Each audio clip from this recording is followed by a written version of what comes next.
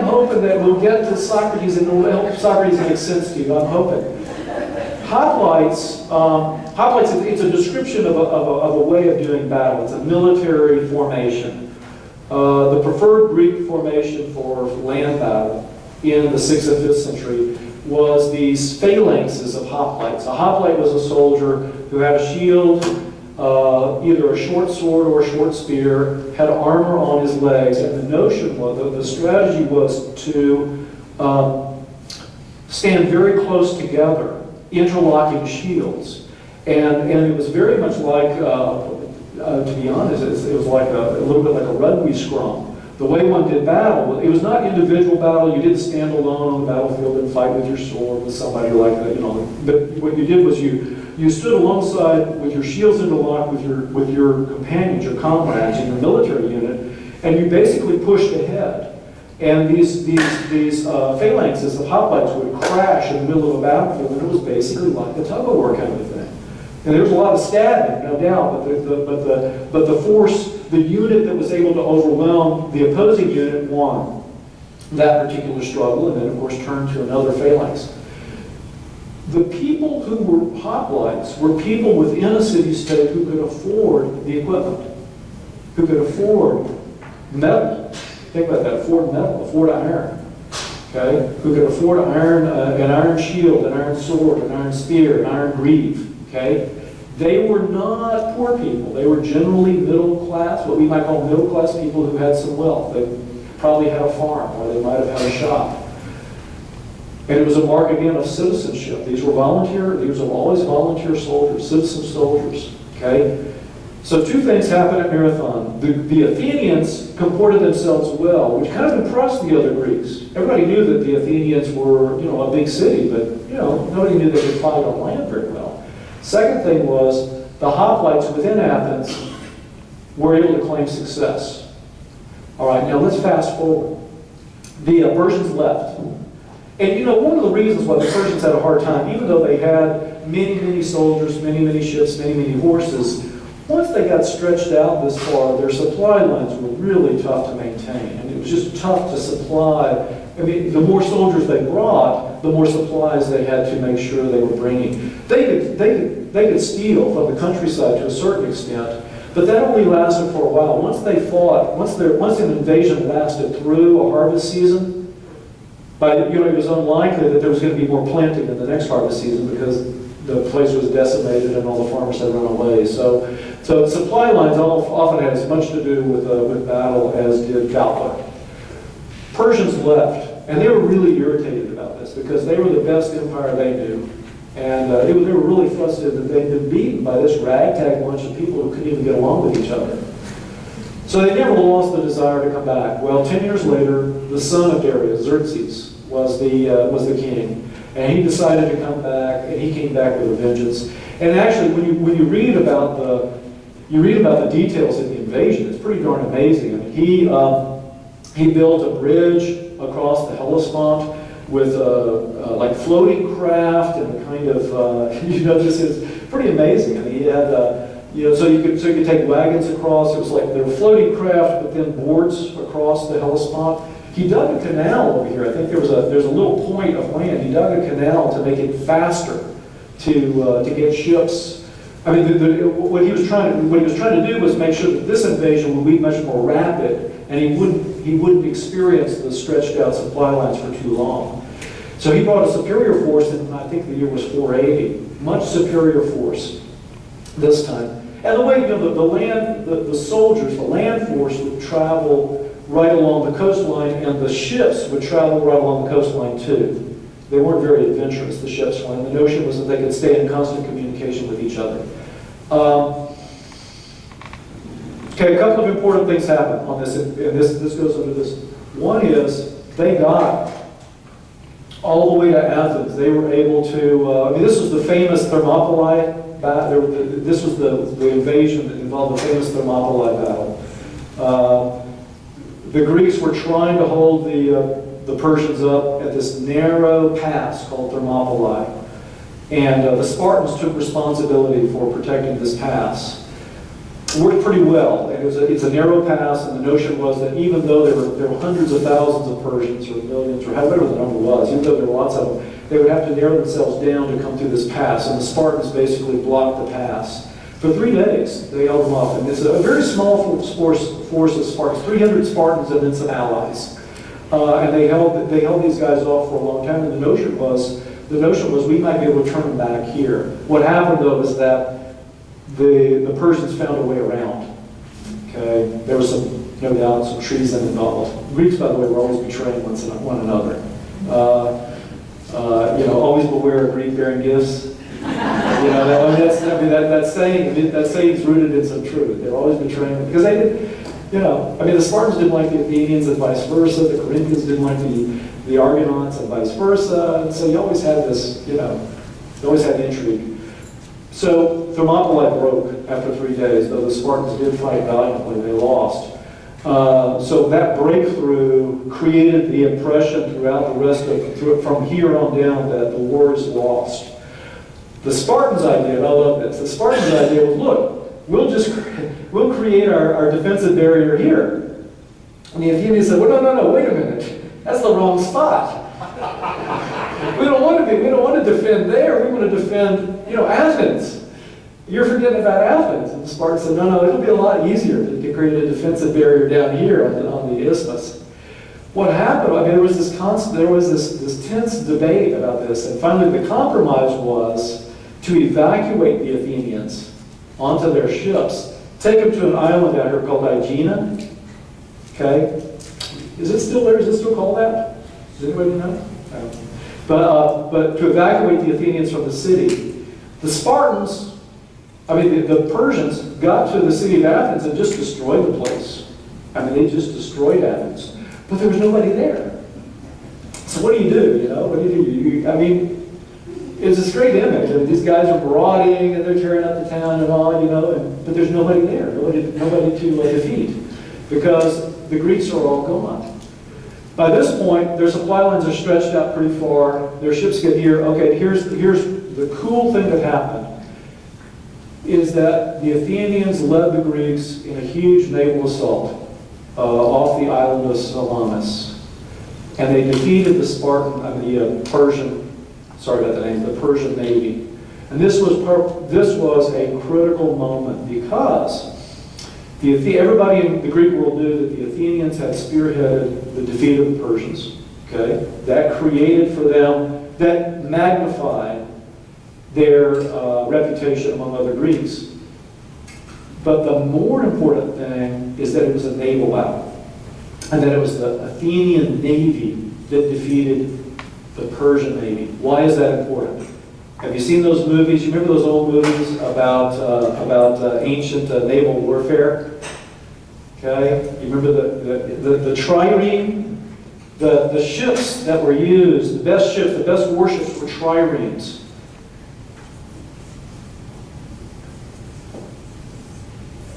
A trireme is a ship that has 3 sets of oars. Okay? So coming out of the side of the ship are 3 levels, or 3 layers of oars. What's on the other end of each one of those oars? Slaves. Citizens. Real people. Real people. Oh, that's true. Yeah, I think the Romans used slaves. But the Greeks used real citizens. That's good. That's an interesting difference. I didn't know about that. But these are the guys who can't afford armor. Okay? The only reason you would sit in the hold of one of those ships on the other end of an oar is because you can't afford armor. You wouldn't want to do that you wouldn't choose to do that. So, the Athenians, a couple of interesting things happened because of this victory.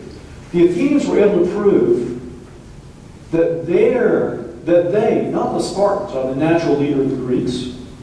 They were able to demonstrate that their navy was the most powerful navy in the ancient world. And third, and this goes to democratization, the poor folks in the city were able to prove that they're just as important as the hoplites are. They're just as important to the future of the city as the guys who have metal armor. Oh boy, that created huge opportunities in Athens. Okay, so let's speed up the story. Here's where all the cool stuff starts to happen. Okay, here's where all the cool stuff. So 479, Persians have been defeated in this naval battle. They go back to Persia. The Athenians get together with the other Greeks and they say, you know what? We've got the advantage. We've got to press the advantage. We're not going to just sit tight here and wait for them to come back in another 10 years. We're going to press the advantage. Who's with us? Well, everybody was with them. Everybody was with them. So they formed an alliance, a formal alliance called the Confederacy of Delos. Called Delos because they put the treasury on an island called Delos. And every city-state paid, you had an option. Okay, if you're going to be part of the Confederacy, you could either provide ships from your city, or you could provide money for the Athenians to buy ships. Most cities chose the money route. Bad move. Bad move. Because within just a couple of years, the Athenians had built a humongous navy. And their allies, quote unquote, most of their allies, quote unquote, had no defenses. So they pressed the Persians, they chased the Persians, and they would, fight and whatnot and attack. But all of a sudden, about, I don't know, 475, most of the Greeks woke up and said, the Persians are no longer a threat. They're gone. They're not coming back. So we're done with the alliance. And the Athenians said, no, you're not. You're not done with the alliance at all. You, in fact, owe us. All you Greeks, you owe us because we let the Persians destroy our city to save you. So you owe us continued tribute money forever. Forever. So that we can keep a strong navy to defeat the Persians if they ever come back, and so that we can restore our city. So this period of time, it was just an amazing period of time from, say, 475 to 431 in Athens. All this money, this tribute money was coming to the city. The city had really been decimated, so there was a huge opportunity to rebuild the city. So all the stuff that tourists go to see, when you go, how many people have been to Athens to see all the cool stuff? That was all built with stolen money. In that period from like 475 to 431, it's like all that cool stuff we go to see in Rome. We go to Rome to see all that cool stuff. That was the stuff that Martin Luther was so mad about, right? It was all that money that they were sucking out of Germany and other Northern European stuff. So isn't a Western civilization cool? Isn't it? There are all these wonderful historical ironies. So the flowering of Greek culture, of Athenian culture, the flowering of that culture, okay, the Parthenon and the Pnyx and what are some other cool buildings there? There was the Agora. The Piraeus itself, with that wonderful statue of Athena, all this stuff was built during this period when the Athenians were basically, what's the word? Is that time? Is it? Okay, so I'll say one more sentence and stuff. But all this cool stuff was built, all this wonderful, beautiful stuff for which we honor the Athenians nowadays, was built using this money that they extracted from people against their will. And during this period, this was a time when Aristophanes was writing, when Sophocles was writing. This was a time when some of the most important architects and sculptors in the Greek-speaking world had moved to Athens to help to rebuild the city. Moreover, because of the increased clout of ordinary citizens, sailors, the people who had served in the fleet, because of their increased clout, democratization, that's a hard word for me, was accelerating. So more and more people had political influence and power. More and more people had political opportunities. So new families, new individuals were coming into the political fray that had never been there before. People had money that they'd never had before. There's a lot of money flowing into the city. All this tribute money, my goodness. Kind of stop because Gene is signaling to me it's a break time. So I'll stop. And when do I start again? 10 minutes? Oh, okay. I'll bet it's academic 10 minutes, so I just really 20.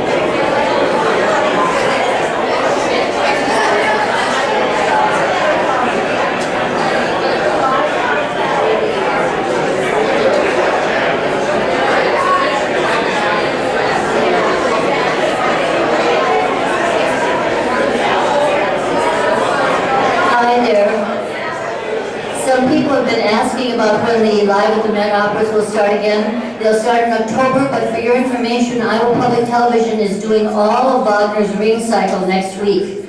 Monday will be kind of an introduction, and Tuesday, Wednesday, Thursday, Friday, each night they will do one of the Ring Cycle operas, starting at 8 o'clock. So you can watch them free.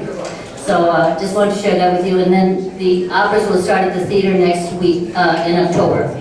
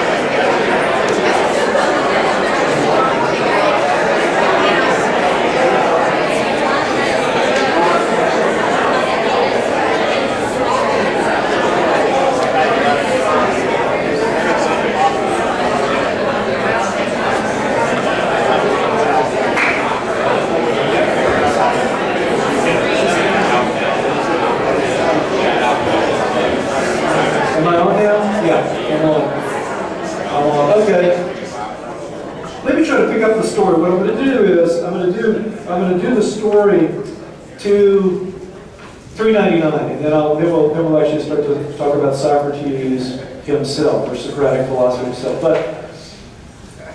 but the drama in this period, or drama is the wrong word, the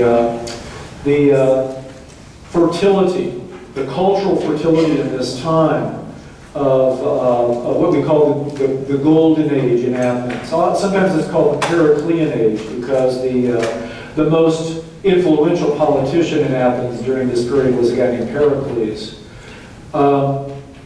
The fertility, the fecundity, the dynamism in the community during this period of time from say 475 to 431 was stagnant in possibilities because of the influx of money, which made possible then the influx of artistic and creative people to the community, made also possible the rapid democratization within the city, more and more political opportunities for more and more people, just changed the city dramatically. Athens became, not literally, you can't ever say that because literally is almost, it became figuratively the center of the Mediterranean world. Everybody wanted to go to Athens because that's where the action was. But it created some struggles, and politically, when the experience of having so many new people enjoying political opportunity who had never enjoyed it before, there were dramatic political reforms, and I'll try to throughout the time because of the pressures of the time, and I'll just highlight a couple.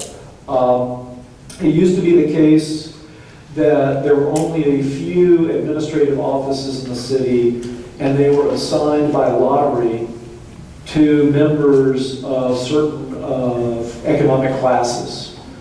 Well, the number of economic classes from which eligible leaders could come was expanded at one point in time. At another point in time, the administrative offices themselves were multiplied. Later in time, about 462, some pretty dramatic reforms took place under the leadership of a guy named Ephialtes. You don't need to remember that for sure. It won't be on the test, Bill. what he did, and this was actually quite clever, there had been a council called Council of the Areopagus that had been made up basically of city fathers, literally city fathers, older men who had had positions of leadership in the community, and that council did a lot of adjudication of disputes. It was kind of like the most important court in the city. In 462, Ephialtes led a reform that reduced the jurisdiction of the Council of Areopagus and gave it what's called the dicastery, which was it created jury trials. And the juries in these jury trials were either, there were one of two sides. The jury was either 501 people or 201 people. Okay? Picture that. Moreover, because there was all this wealth moving into town, because the political opportunities were being spread through the community into the classes of people who had less money than the traditionally authoritative folks, there was a need somehow to make it financially possible for them to serve. So salaries were instituted for the very first time for people who served in political roles. And so even jurors were given salaries.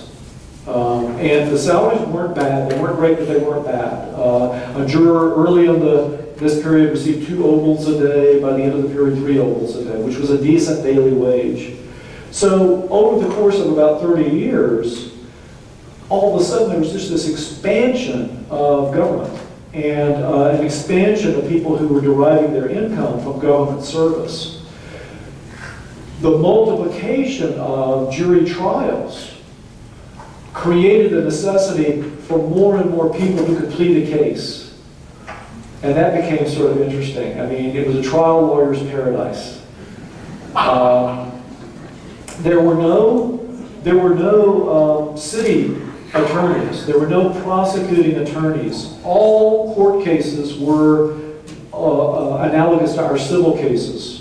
That is, there had to be a plaintiff and there had to be a defendant. So even in the case of murder, for example, to take an example, typically the way a murder trial would work is that if there were a homicide, a relative of the victim would decide, well, this was an unjustified homicide. It was, in fact, murder.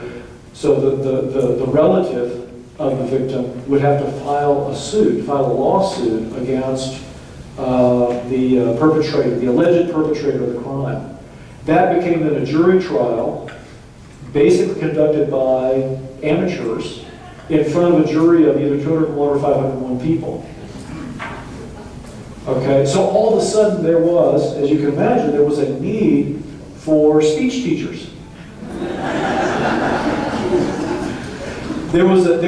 All of a sudden a market developed for people who could actually teach folks how to press a case, how to argue a case in front of court. This was also politically important because as the franchise became spread further and further, people were pressing cases in front of the assembly as well, trying to make political points, trying to pass laws, trying to enact policy. So to meet that need, came a huge, Bob knows this stuff, he's an old speech teacher, Bob knows all of that, into that sort of that vacuum, that cultural vacuum, and to meet the market for speech teachers came speech teachers. And they're called, historically we call them sophists, S-O-P-H-I-S-T-S, which itself is a neutral term. It comes from the word, the Greek word sophos, wisdom. Okay, or wise. Sophos is wise. It's the adjective.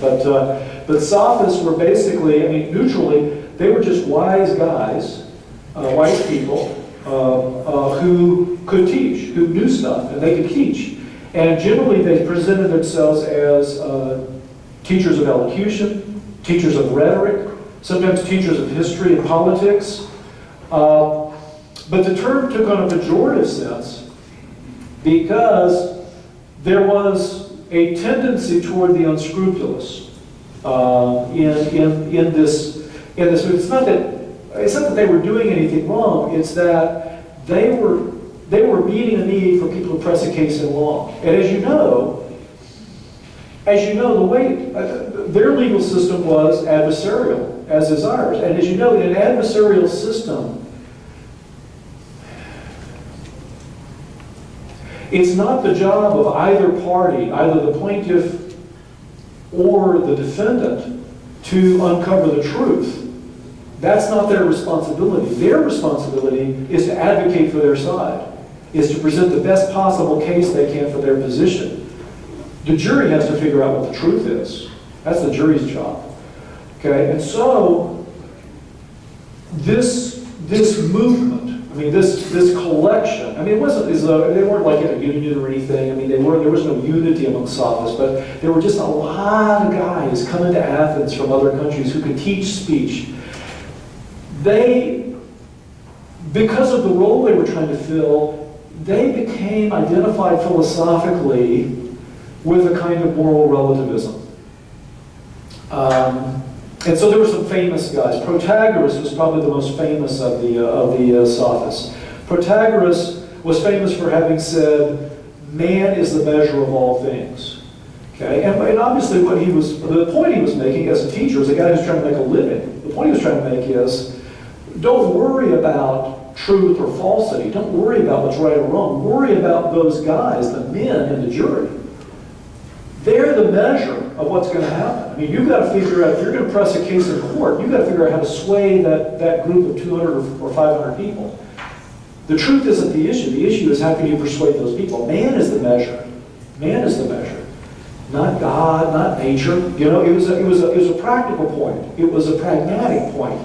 But it came, but old-timers, traditionalists in the community came to see that as a philosophical claim, as a moral claim. And I doubt that very many of the sophists really had philosophical intentions. I don't think they were metaphysicians or, you know, they were just trying to make a living as speech teachers. Another sophist, Hippias, I think it was, he became famous because he claimed to be able to teach any subject whatsoever. And he was well known for going around town. Name a subject, I'll teach you about it. And whatever subject it is, I can teach you. And so there were some scandalous figures, but they took on a kind of, I mean, they became symbolic of they came to symbolize this rapid cultural change. There was rapid social change in this period of time. More and more people participating, more and more foreigners in town, more and more art going up, art that wasn't like old art, and therefore it couldn't be good art, right? It was new art, and therefore it was bad, dangerous even. New kinds of music in town. Holy cow! You know how threatening new music is, right? Whatever music young people listen to is bad, right? And it's damaging, it's destructive. I mean, so there's this kind of fermentation. These guys were roaming around town teaching these lessons. So it just became a place of real cultural uncertainty, cultural unsteadiness. There were culture wars, to use that term that I guess Pat Buchanan invented a few decades ago. I'll do history and then I'll go back and talk Socrates. Along about 431, the inevitable happened. Finally, war broke out between Sparta and Athens. And it was just inevitable because as Athens became more and more powerful, it became more and more obvious to the Spartans that they had to do something or else they were going to be absorbed into the Athenian sphere of influence. So war started in 431 and it went on and off until 404. It was a horribly debilitating war for both sides, but most of all for Athens. And it was actually broken into a couple of different wars, but I mean, we can just talk about it as the Peloponnesian Wars that lasted for almost 30 years. The way of fighting the war, this too is culturally very important. The way of fighting the war, Pericles had a strategy. He didn't believe, in fact, he was sure that the Spartans wouldn't fight on the sea because they knew the Athenians could beat them on the sea. The Spartans had a great,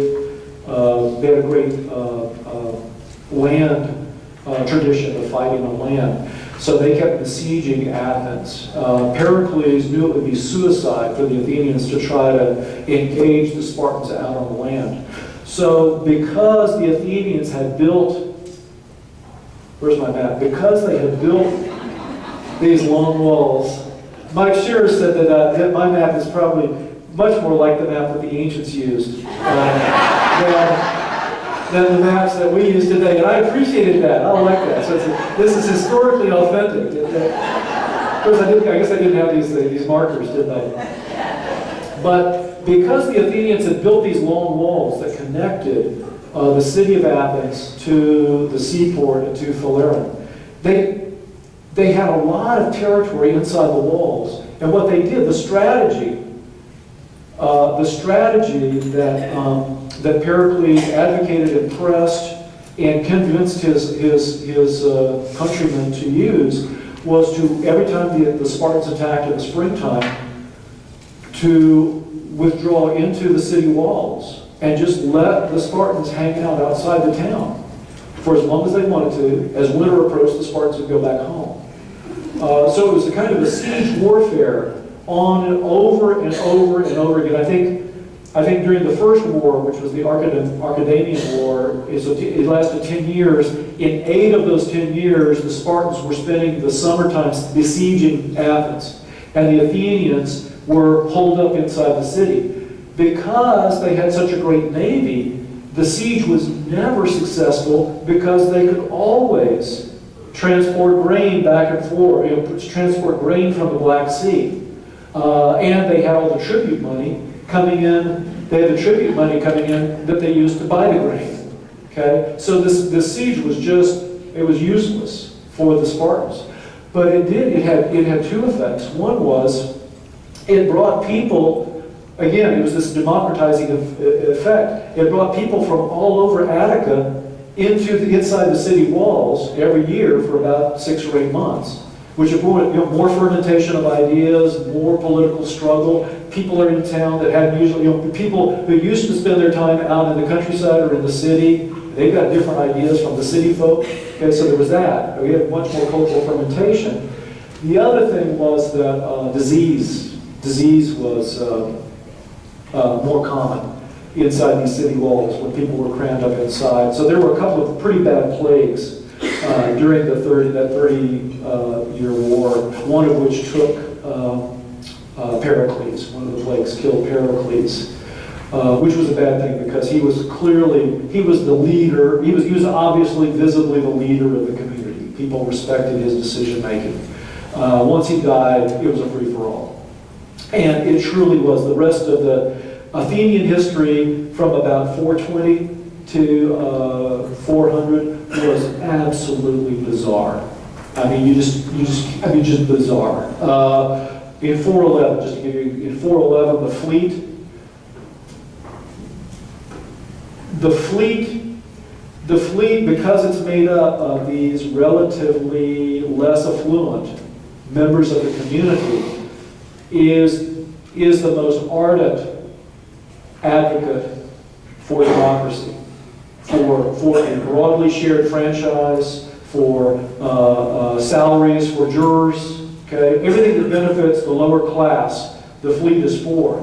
Well, there were times when the fleet would be off on a campaign, and the folks back home who didn't share the same sense of support for democracy would do things politically, right? They'd convene the assembly, they'd vote on stuff. Well, a lot of the voters were off on a campaign. So you had these episodes. 411 was one, 404 was another one. You had these episodes where the fleet would be off, periodically some of these cities that were supposed to send tribute would decide they weren't going to send tribute anymore. So the Athenians would go off and just beat the tar out of them. I mean, it was brutal. It was just a brutal empire. I mean, and sometimes if they got really mad at a city that was trying to withdraw from the